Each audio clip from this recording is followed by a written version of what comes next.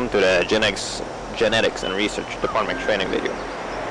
As a member of our team, it is crucial that you understand the foundational principles, regulations, and the best practices that ensure that our work is effective, ethical, and safe.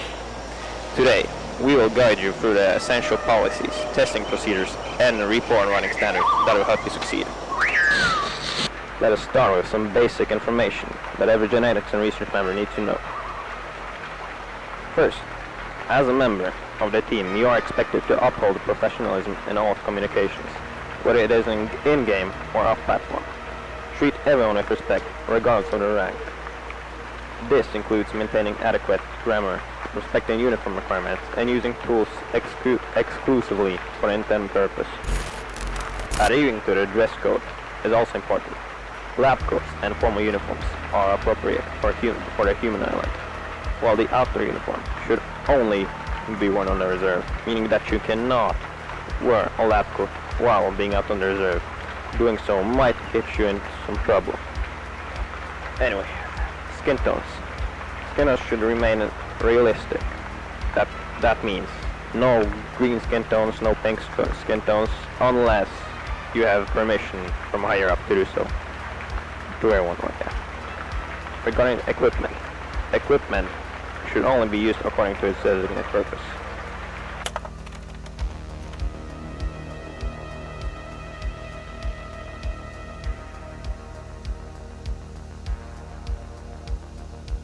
When you first join GNR, you will start as an entrant, and you will just have to pass the applications. It's just really not that hard. So when you get to Asset Researcher, you'll just have to get 40 XP and conduct 3 tests to get Novice. Then when you are a Novice Researcher, you just need 125 XP to become a Junior Researcher.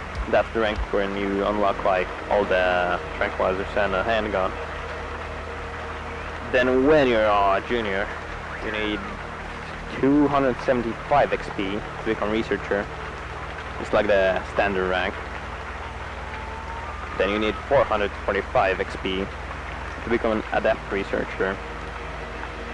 And when you're that rank, it's basically the last rank that you can achieve without being glazed or chosen, because you need 575 XP and you need to be handpicked by the Genetics and Research Command.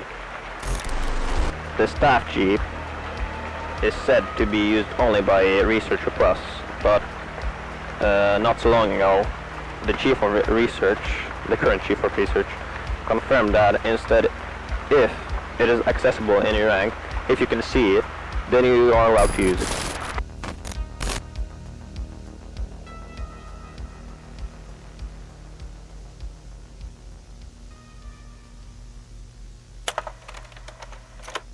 Now, let's walk through a proper procedure for conducting a test. Before starting any test, you will need to determine the asset you will be testing on and gather the necessary rangers for it. For low-threat assets, you will need 1 ranger per 3 assets. For moderate threat assets, meaning medium threat assets, you will need 1 ranger per 2 assets. For high threat assets, you require 1 ranger per asset. But that may always be changed if a Supervisory Researcher Plus wants to change that, so yeah. For extreme threat level, you will need 3 Rangers and 1 Black Talon operative per asset. Black Talon is basically like the special forces of Rangers. Once Rangers are in place, ensure that no gates or exits are open when transporting assets. Keep a minimum of 1 Ranger guarding the site at all times. We will now present to you the testing, the LSP at least, where you test minimum threat assets such as the CO5s. As an assistant, this will be your primary testing site, as it's where most of your dinosaurs are. It's basically the most habitable here for them. For example, this is LSP B, which stands for Low Security Pen B. It can hold the Capro, Min-Maze, stuff like that, the CeeLo. You can test pretty much everything on them here, as they're small assets and cannot escape. Yeah. Basically, if you're testing on test subjects, or the test you want to do involves harming the dinosaur, or at least getting near harming the dinosaur, you must request an ethics exemption request in the specified channel in our Discord. And a supervisory researcher, I think, plus must approve of that ethics exemption request.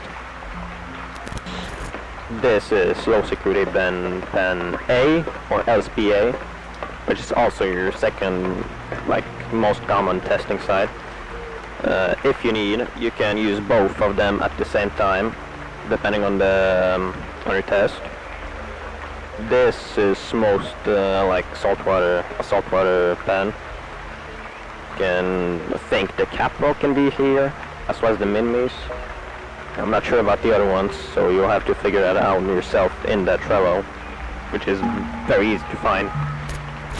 Here we have the feeders, which basically distribute food to the assets, which the cameraman will now present.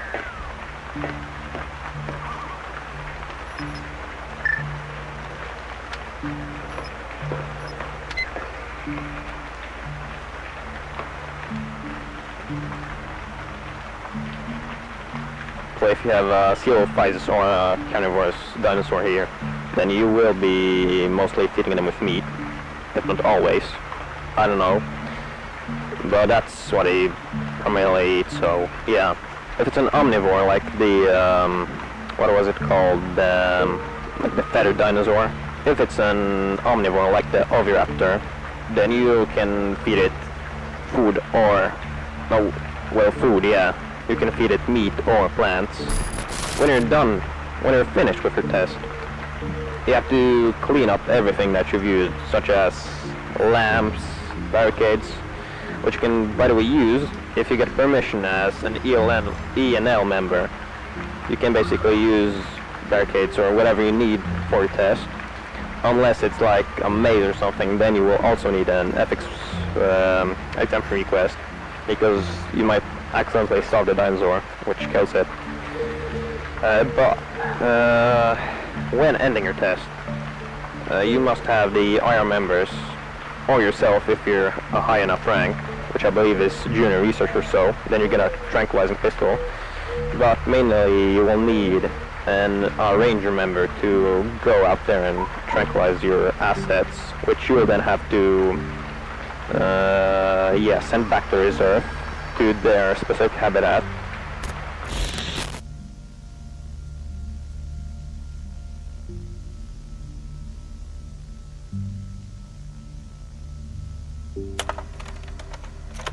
When you're done testing, you must write a research report, which will cover everything that you did during your test, such as your hypothesis, like what the specimen did, if it had a different reaction than normal. Like for example, if you have a solitary mini, which gets lonely after a bit of time, and it suddenly becomes energetic or happy, then you must document it, because that is usually very rare. And you can either copy a template, use the basic template, ask someone for their template, which you must then give them credit for, or just type it right in the channel, and then you must wait until supervisory researcher reads it.